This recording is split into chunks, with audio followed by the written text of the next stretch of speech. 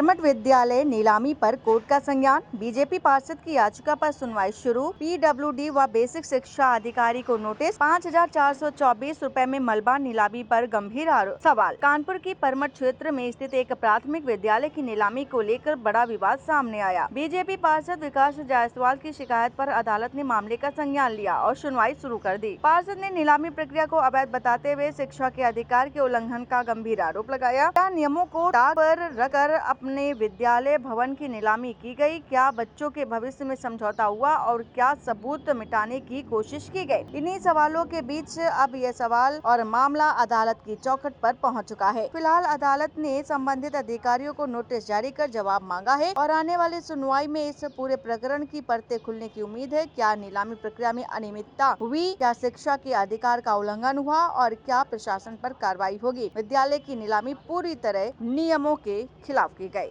उसकी जो नीलामी हुई है और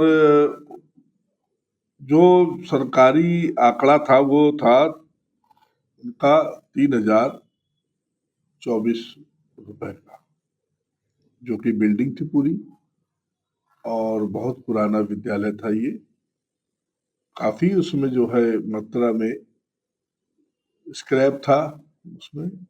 उसमें गया था, मैं खुद देखा था।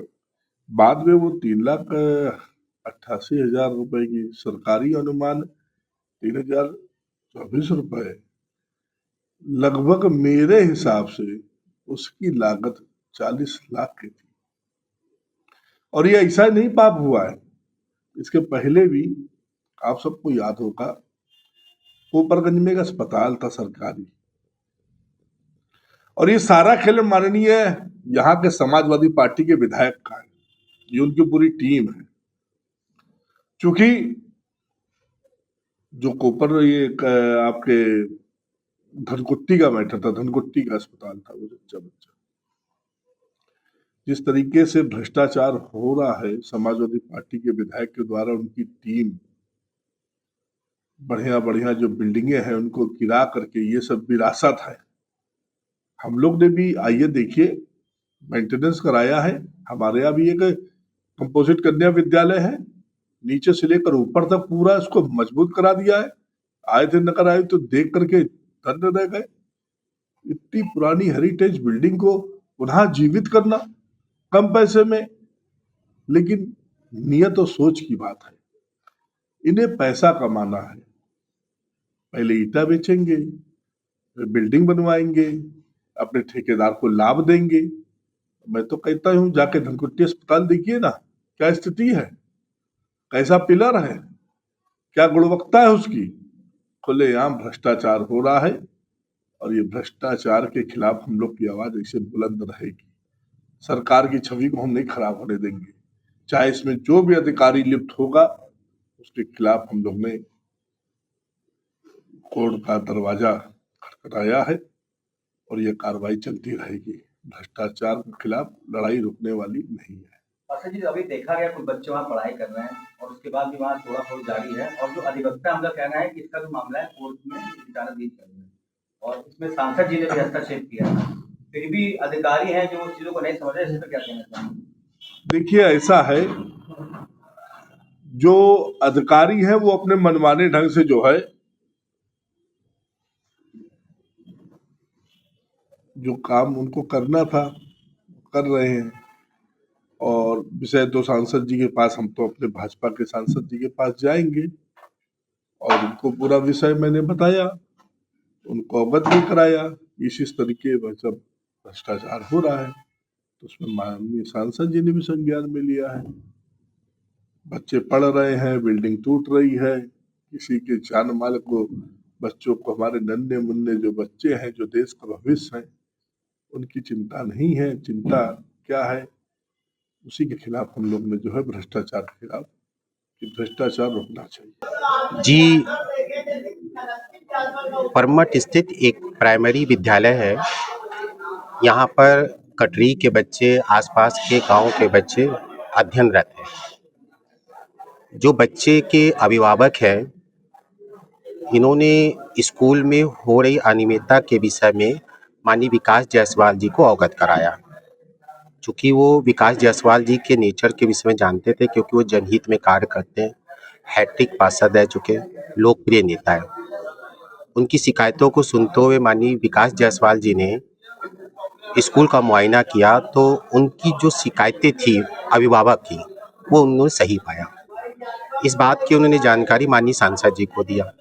सांसद जी ने उस संदर्भ में अपने लेटर पर मामले की जांच करने का निर्देश दिया। अधिकारियों ने खानापुरी करते हुए उस जांच को तरोड़-मोड़ के रिपोर्ट प्रस्तुत किया। चूँकि स्कूल की स्थितियां बहुत ज़्यादा नाजुक हो रही थी, माननीय विकास जायसवाल जी ने हमसे संपर्क किया, तो मैंने उनसे कहा कि भैया इसमें एक सिविल सूट ही फाइल करना बेहतर होगा। तो उन्होंने एक सिविल सूट माननीय न्यायालय में दाखिल किया। चूँकि स्टेट का मामला था, तो उसमें हमने सेक्शन 80 की एप्लीकेशन दी। कोर्ट ने अर्जेंसी माना और मानते हुए उसको संज्ञान लिया और उसमें प्रमुख सचिव, बेसिक शिक्षा अधिकारी, PWD के अधिशासी अभियंता को नोटिस जारी किया। जैसे ही नोटिस जारी किया, बेसिक शिक्षा अधिकारी ने ये जानते हुए कि कोर्ट ने मामला संज्ञान ले लिया, उसके बावजूद उन्होंने उस स्कूल के ध्वस्तीकरण का आदेश पारित कर दिया। हमने इन सभी बातों को माननीय मुख्यमंत्री महोदय, DM साहब को, तमाम आला अधिकारी को अवगत करवाया। माननीय विकास जायसवाल जी ने इस मामले को माननीय विधान परिषद के समक्ष भी उठाया पत्राचार करके। उस पत्राचार के अवलोकन पर माननीय विधान परिषद से इनसे जांच आख्या मांगी गई। जैसे ही माननीय विधान परिषद से ये लेटर आया, इनको लगा कि अब जो है स्कूल की सारी व्यवस्थाएं डगमगाएगी और सारे साक्ष्य सामने आ जाएंगे। इन्होंने स्कूल को ध्वस्तीकरण करना शुरू कर दिया 2 ही दिन में। मेरा ये कहना था कि यदि शासन ने जर्जर स्कूल की संपत्ति को तोड़ने का निर्देश दिया था, तो उनका आशय ये नहीं था कि जो जर्जर नहीं है उसको भी तोड़ा जाए। इन लोगों ने उस स्कूल को जो जर्जर नहीं था उसको जर्जर घोषित किया। उसमें कोई वैधानिक प्रक्रिया अमल में नहीं लाए, ना कोई तकनीकी प्रक्रिया को फॉलो किया, ना बच्चों की स्कूल में कोई वैकल्पिक व्यवस्था बनाई। मेरा ये कहना है कि यदि कानून के विरुद्ध कोई कार्य किया जा रहा है वो गलत है और उसमें रोक लगना चाहिए।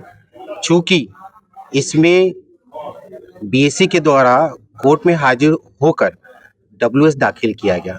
जब मैंने WS उनका देखा, तो मुझे एक महत्वपूर्ण बात दिखाई दी कि जो सरकारी वैल्यूअर था, उन्होंने उस सरकारी संपत्ति यानी कि मलबे की, ईंटे की, खिड़की की, उसके लोहे की, जो करीब 200 वर्गज में फैला हुआ था, उसकी मात्र 5,324 रुपये उन्होंने आकलन किया। मतलब इतनी न्यूनतम राशि, जो मेरे हिसाब से मुझे जो लग रहा है 20 लाख की संपत्ति थी। सरकार की जितनी संपत्ति है उसका ज़्यादा से ज़्यादा मूल्यांकन होना चाहिए था, ज़्यादा से ज़्यादा उसका वैल्यू लगना चाहिए। अब देखिए, जो न्यूनतम राशि उन्होंने लगाई, वो नीलामीकर्ता ने 70% की बढ़ोतरी करके उसको 3,88,000 समथिंग बढ़ा दिया। इसका मतलब नीलामीकर्ता जिन्होंने इस नीलामी को स्वीकार कर लिया, वो जानता था कि इसकी कीमत 3,88,000 रुपये भी ज़्यादा है।